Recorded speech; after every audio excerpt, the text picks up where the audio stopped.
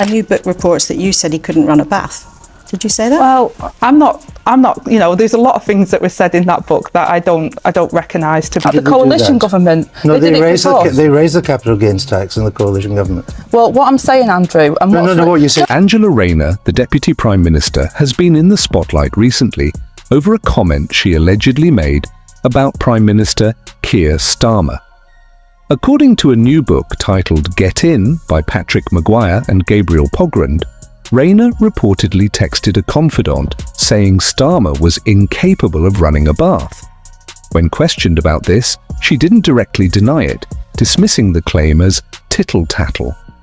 This situation has raised eyebrows, especially since Rayner has publicly praised Starmer's leadership, describing him as absolutely his own worst critic and expressing confidence in his commitment to delivering on Labour's promises. A new book reports that you said he couldn't run a bath.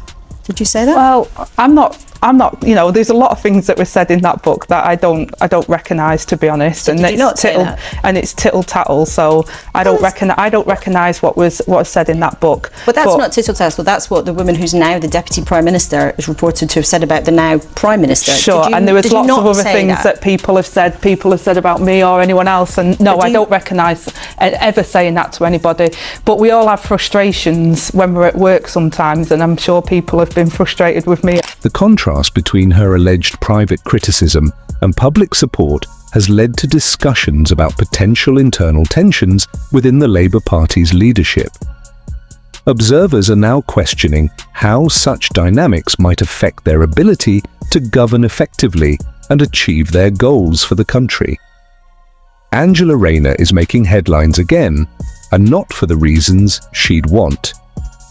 A new book claims she once said Keir Starmer couldn't run a bath. That's a pretty brutal remark about the man now running the country. And the timing? Even worse. Just days before this surfaced, she was publicly singing Starmer's praises, calling him his own worst critic, and insisting she fully supports his leadership. When politicians refuse to deny something, it means it's true. So, Angela Rayner, the Deputy Prime Minister, has been quoted today contemptuously saying that the Prime Minister couldn't run a bath, that Keir Starmer couldn't run a bath. Well, she's right. So, what happens when she's confronted with her own words? Does she own it, apologise, laugh it off? Nope. She dodges. Instead of denying it outright, she calls it tittle-tattle. That's politician speak for let's move on. But people aren't moving on. The fact that she didn't refute it outright makes it seem even more believable. It's awkward, to say the least. One minute, she's on TV backing Starmer as a strong and capable leader. The next, we're hearing she once thought he couldn't even manage basic life skills. If she really believed that back then, has her opinion genuinely changed, or is she just saying what's politically convenient? This whole situation raises real questions. If the second most powerful person in the country once doubted the first, what does that say about Labour's leadership? More importantly, are they really on the same page? Angela Rayner recently faced a grilling from veteran journalist Andrew Neil. In a tense interview, Neil challenged her on several fronts, highlighting inconsistencies in her statements and questioning the accuracy of her figures. He pressed her on Labour's housing targets, suggesting that her numbers didn't add up and implying that she lacked a firm grasp of the data. So you need to get your policies right. What would the capital gains tax be under a Labour government, and how much would that raise compared to now? But I've told you, Andrew, what our priority is. It's about how we invest in our public services. No, I'm asking you how you would raise the money. How much money would you recoup? Those taxes. It's important you ask the questions because you want people's votes. How much extra money would you raise by changing the current corporation tax and capital gains tax structures? But Andrew, we've talked. Neil's critique centred on the idea that Rayner was more focused on delivering rehearsed talking points than engaging with the specifics of policy. He argued that this approach exposed a superficial understanding of the issues at hand. For instance, when discussing economic policies, Rayner appeared flustered and struggled to provide clear answers, reinforcing Neil's point that she might not fully comprehend the details of her own proposals.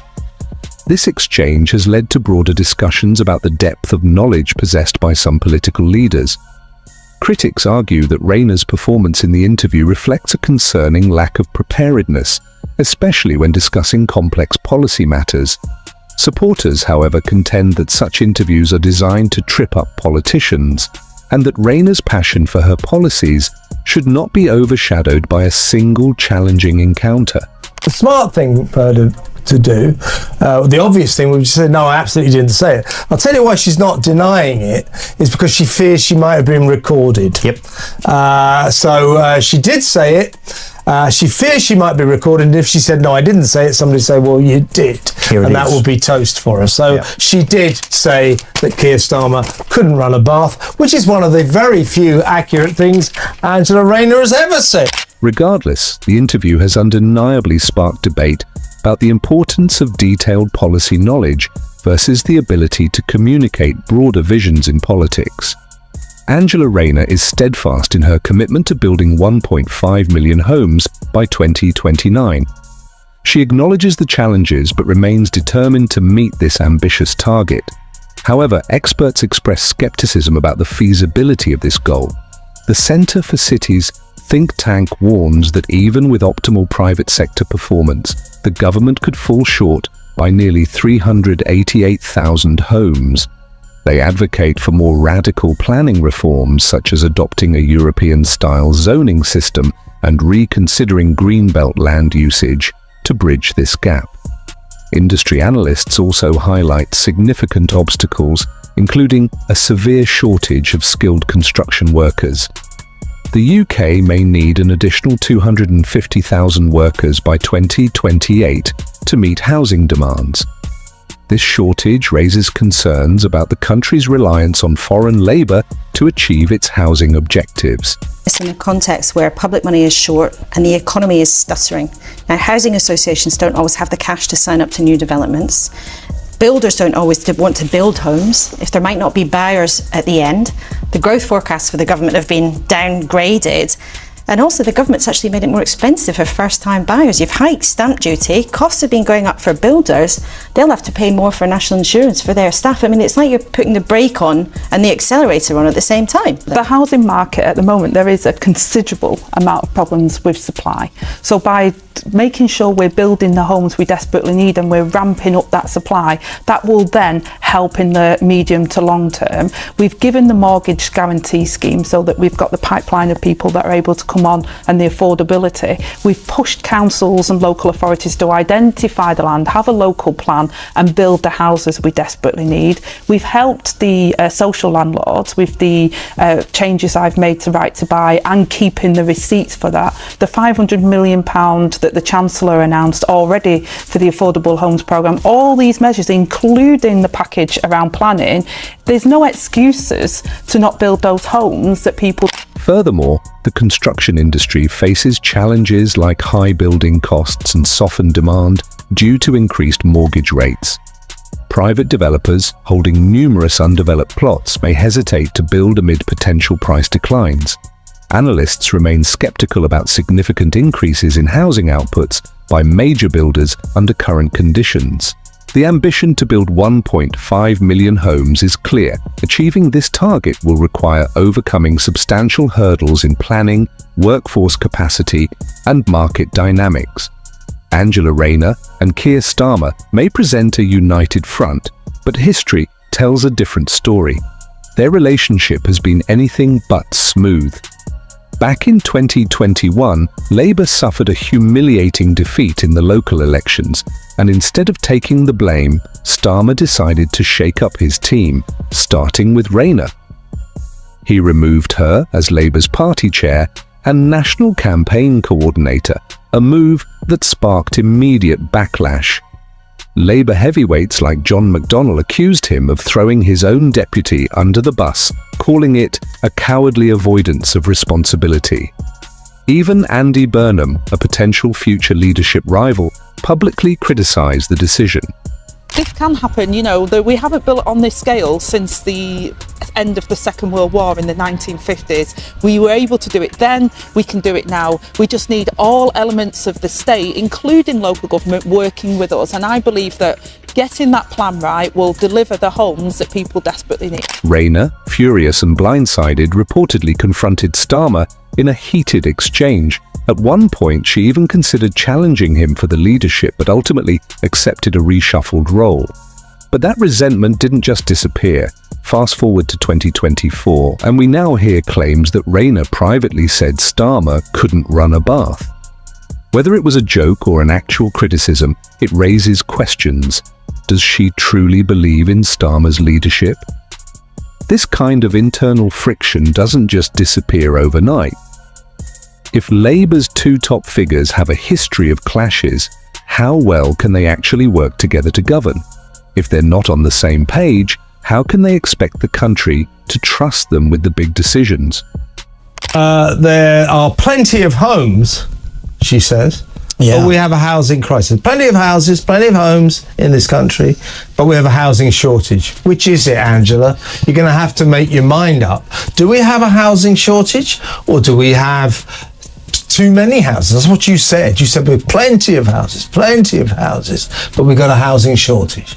Which is it? Don't you know? And don't you think, Russell, that she should get a better answer for Trevor Phillips's excellent point? Said if you crunch the numbers, 5 out of every 7 of these alleged new homes that the government's going to build will go to migrants. Yeah. She didn't have an answer for that. So that she's completely painted into a corner here on the basis that, as we said earlier, Rachel Reeves' own budget said that we will see over 2 million migrants come into this country, net, so more, but obviously some will leave, before 2020. Public trust in politicians is already shaky, and Labour's internal tensions aren't helping.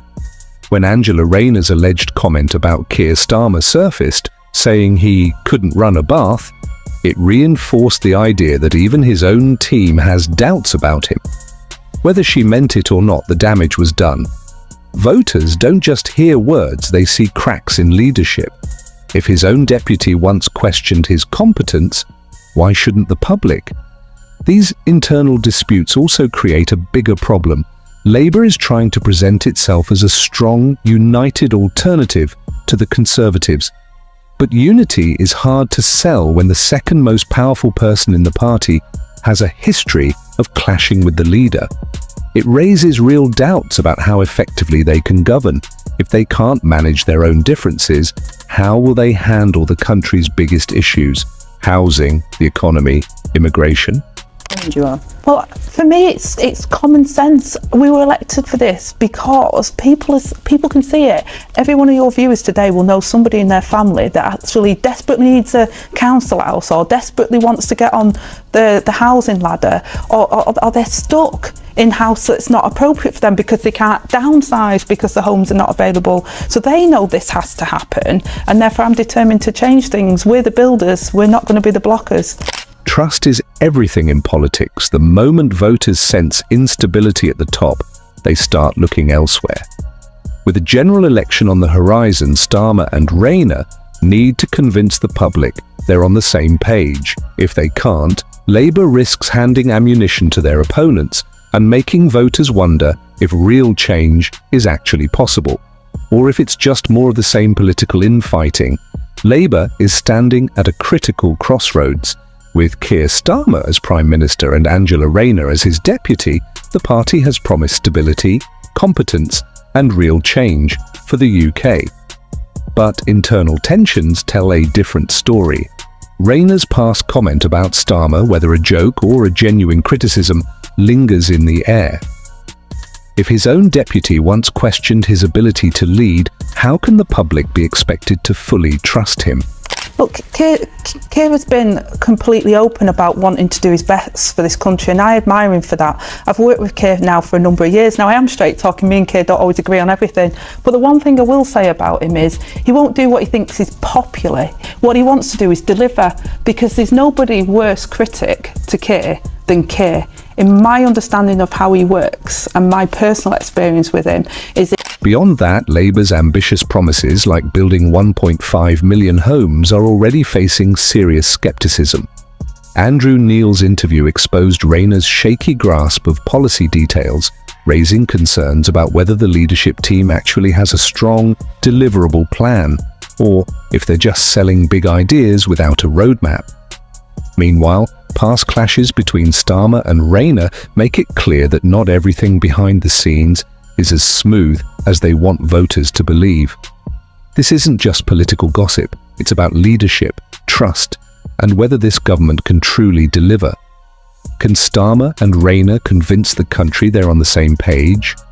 Or will these internal cracks turn into full-blown fractures that derail their plans? If you enjoyed, like and subscribe. More videos are on screen now.